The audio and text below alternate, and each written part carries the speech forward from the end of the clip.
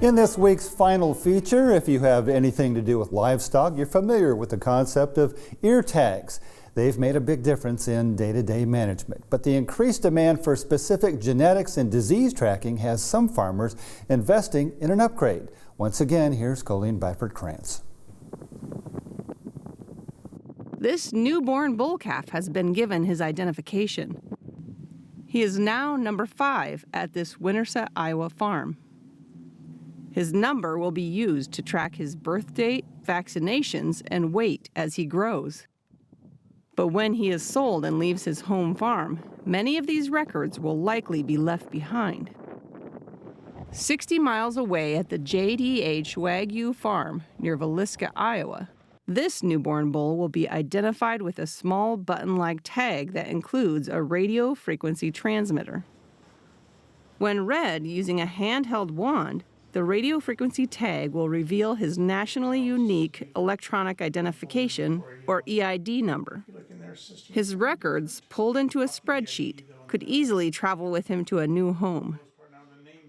From back in the day when we hot branded cattle, when the old cowboy wrestlers were out there, and we've identified cattle throughout history in different forms and fashions, and really started to incorporate electronic ID in recent years, within the last 10 to 15 years. The 15-digit EID number would not only be associated with a birth date, birth location, and health information, but could also be shared with USDA through a database to rule out or pinpoint affected cattle in case of a serious disease outbreak. Of the top 10 beef exporting nations in the world, only 2 of them don't have a disease traceability system in place today. That'd be us and India mainly exports water buffaloes.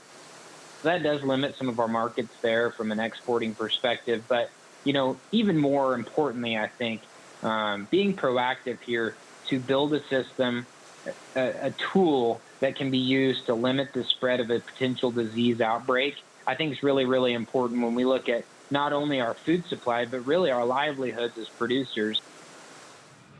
The federal government has, in the past, planned to require the use of electronic identification tags. It announced this week it will again delay the most recent plans, but will likely return to the idea in the future. In the meantime, U.S. Cattle Trace, the Kansas-based nonprofit where Grund is executive director, is trying to establish a voluntary national system for disease traceability. Cattle producers have been concerned about the additional cost. The tags cost more than the standard ear tags, but the larger investment is in the wand and associated computer gear. That equipment can begin around $1,000 and move quickly upward.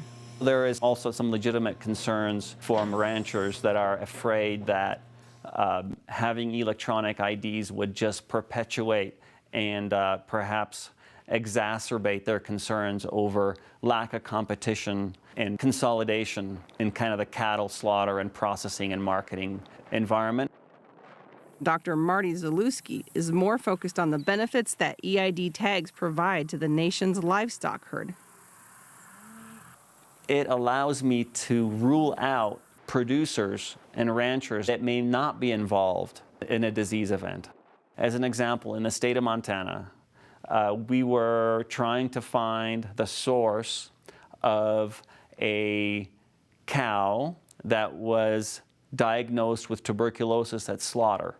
And because of the way that cattle and animals are commingled and sold, that animal came out of a feedlot where there was a possibility of 99 possible sources where that animal could have come from. But if that animal had a tag that was able to be read at slaughter and then correlated to her birth premises, you would have been able to hassle and trouble one premises instead of 99.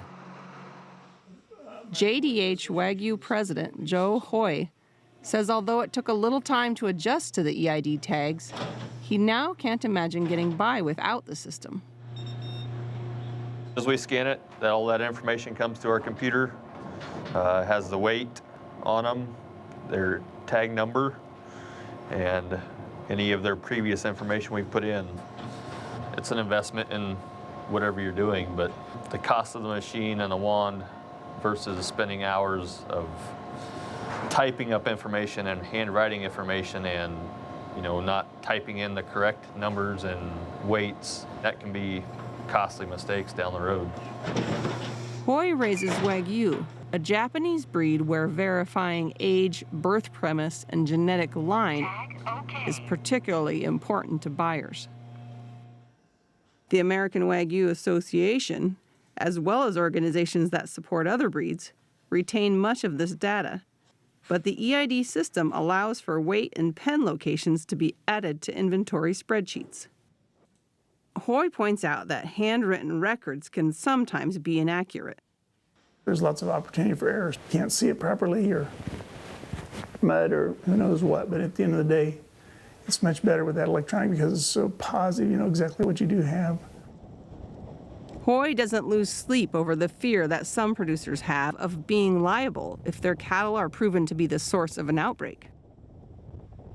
I think there's a little bit of grease there, but maybe I'm wrong. I could be wrong. At the end of the day, I think most producers try to do the best they can to make sure they know what they're selling. But there's always diseases that come up. Through U.S. Cattle Trace, producers will continue to test the system and weigh the pros and the cons. From our perspective, we're all producers, and we don't want to mandate anything upon anybody that doesn't want to participate in a program like this. We want good, proactive people that are wanting to build animal disease traceability for the industry. Always a challenge when to adopt technology versus the cost, chicken and egg, so to speak.